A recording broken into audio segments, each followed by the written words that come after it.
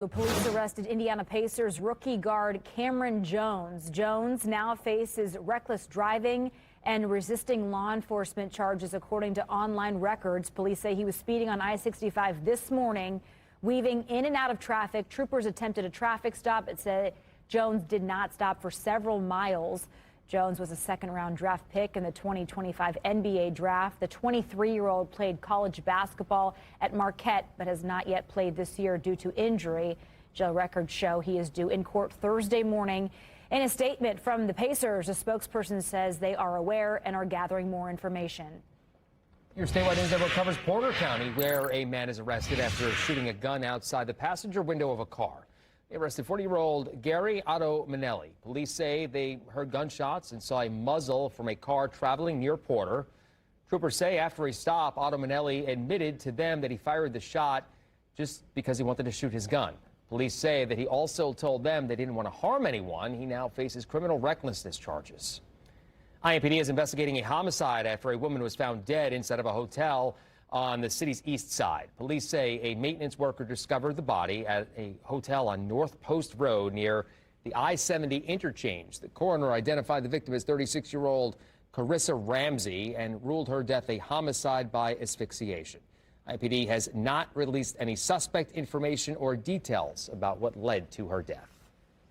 Police arrest a man for the shooting death of another man yesterday afternoon. That shooting happened around 1:30 on Ponza Court. That's at this apartment complex in the city's east side near 42nd and Post Road. 21-year-old Kayvon McClung died in the shooting. Officers say they detained a person of interest at the scene and later announced an arrest in the case.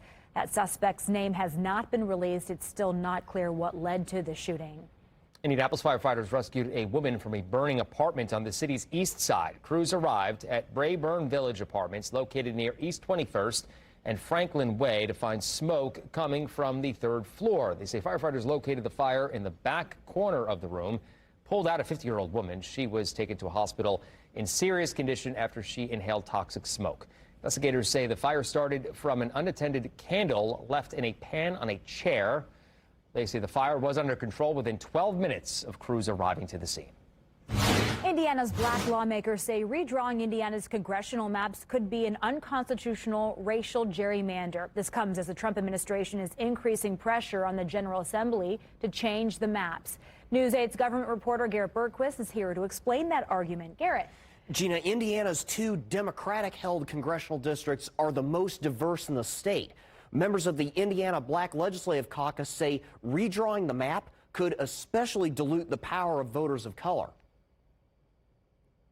Census data show nearly 1/3 of the people who live in Andre Carson's 7th district identify as black. That's by far the highest percentage of any congressional district in Indiana. Frank Mervan's 1st district in northwest Indiana has the highest Hispanic population share at 18%. It also has the 2nd highest proportion of black voters. Redistricting isn't just a map-making exercise, it's a power-shaping decision.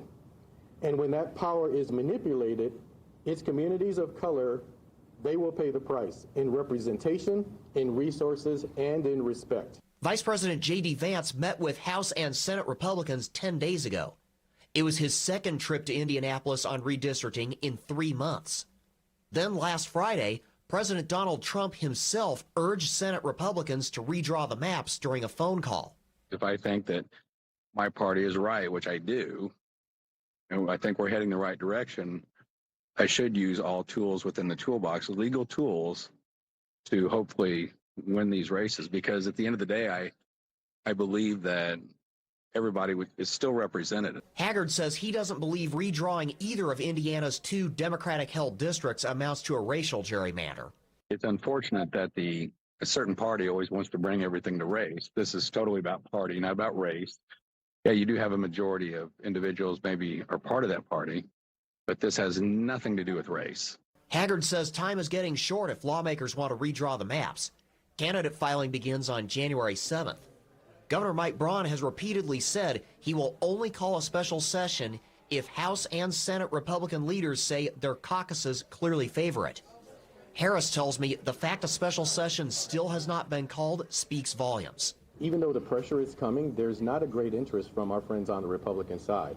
I mean, why would the VP come? Why would they be called out there? So if this was a quick, easy, we're going to do this, that announcement would have happened by now, and those visits would not have happened. It would have just, we would have been called in for special session and kept moving. Some high